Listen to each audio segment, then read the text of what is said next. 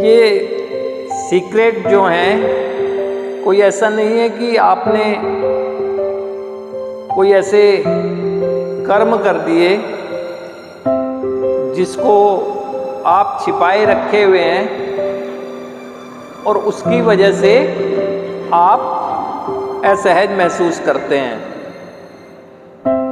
ये रोजाना के स्तर पर वो चीज़ों की बात कही जा रही है जो आपको प्रतिदिन असहज करती रही है और संभव है कि आज भी कर रही हो, और वो वास्तविकता भी है। जिस तरह से सूर्य के प्रकाश में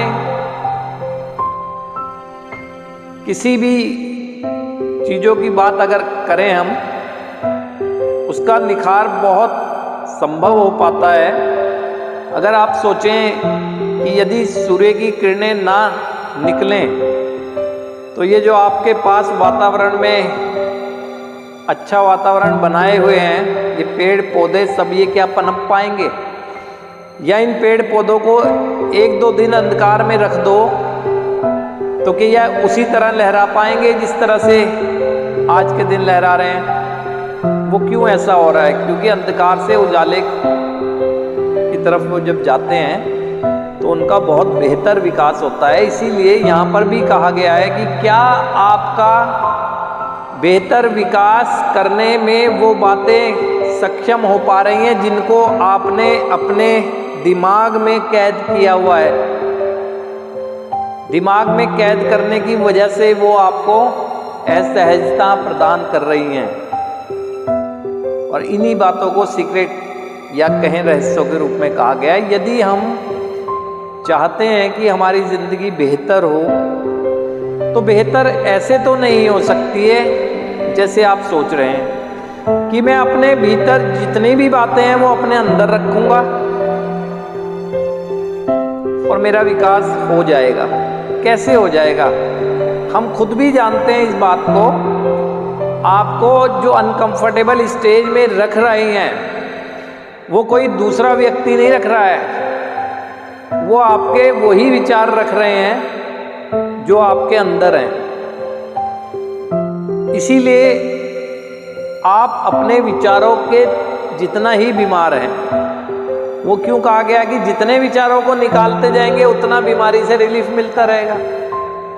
सबसे जो कहते हैं गंभीर समस्या तो हमारी सोच है ना, सोच ही तो हमारी बीमार है। जिस तरह से सोचना शुरू करते हैं उस तरह से वैचारिक प्रक्रिया होती है।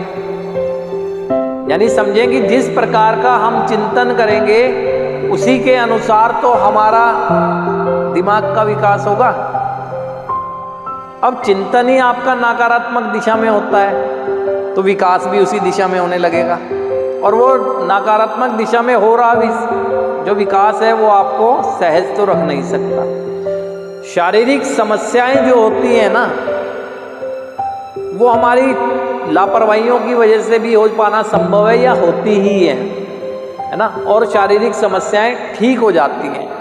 लेकिन अगर किसी व्यक्ति को शारीरिक समस्या है ही नहीं, उसके बाद भी वो बीमार गंभीर रूप से रह सकता है, क्योंकि वो मानसिक रूप से बीमार है। क्योंकि सबसे बड़ा काम तो मेरे मस्तिष्क का ही है।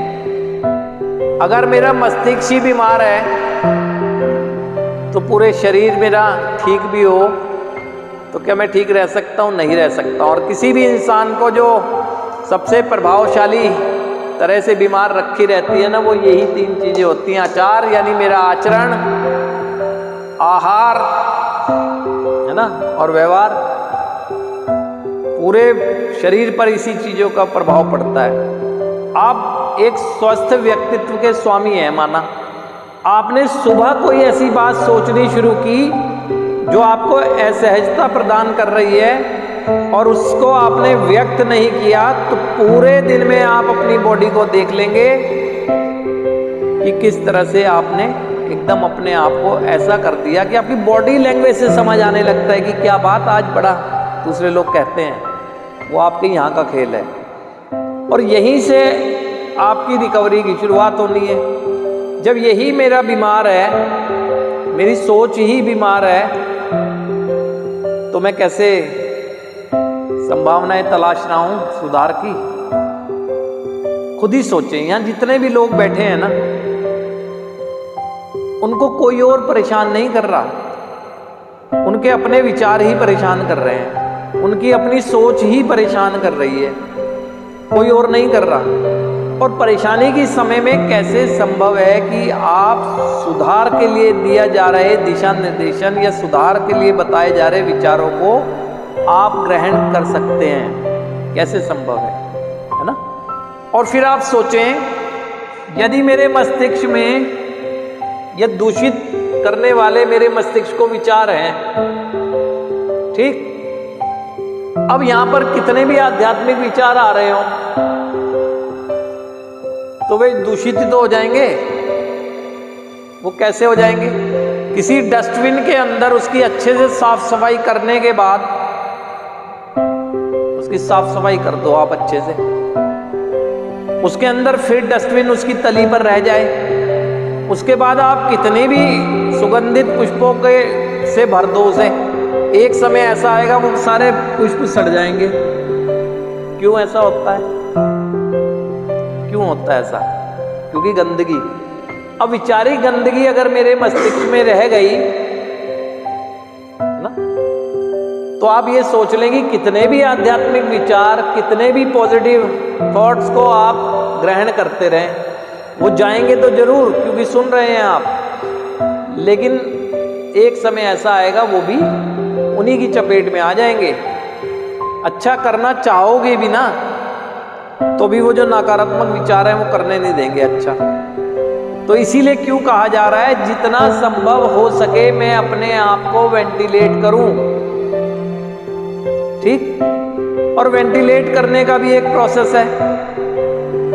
यहां पर आप सब लोग एक हार्डली एहसास करते हैं, ये मैं जानता हूं, ठीक है। आपने एहसास हुआ, आपको उन एहसासों को आपने या तो व्यक्त किया, ठीक, व्यक्त किया, आपको फीडबैक मिल गई। अब आपने या उसे लिखा, आपने लिखा, आपको फिर फीडबैक मिली, हो गया। तो ऐसे कोई संभव हो जाएगा सुधार? जो मिल रही फीडबैक है उसको मैं अब अमल में लाऊंगा, तब होगा सुधार। आपको यहां पर जो भी चीजें व्यक्त करते हैं या जो भी चीजें लिखते हैं, मात्र लिखने मात्र से तो ये हो जाता है कि मैंने लिख दिया। जो फीडबैक जब मिलेगी और उस पर अमल करूंगा तो ये बात दर्शाएगी कमिटमेंट टू चेंज, क्योंकि सोच तो जब ही बदलेगी। यदि आपने उस पर वर्क नहीं किया तो आपको कैसे पता चलेगा कि आपको जो राय मिली है वो बिल्कुल ठीक है? यहां पर मात खा जाते हैं हम लोग। तो यहां से आपको लगता तो है कि जो आप बोल रहे हैं शायद बोलने से ठीक है, यही कहा जा रहा है, लेकिन बोलने का महत्व तब ज्यादा बढ़ जाता है जब बोलने के बाद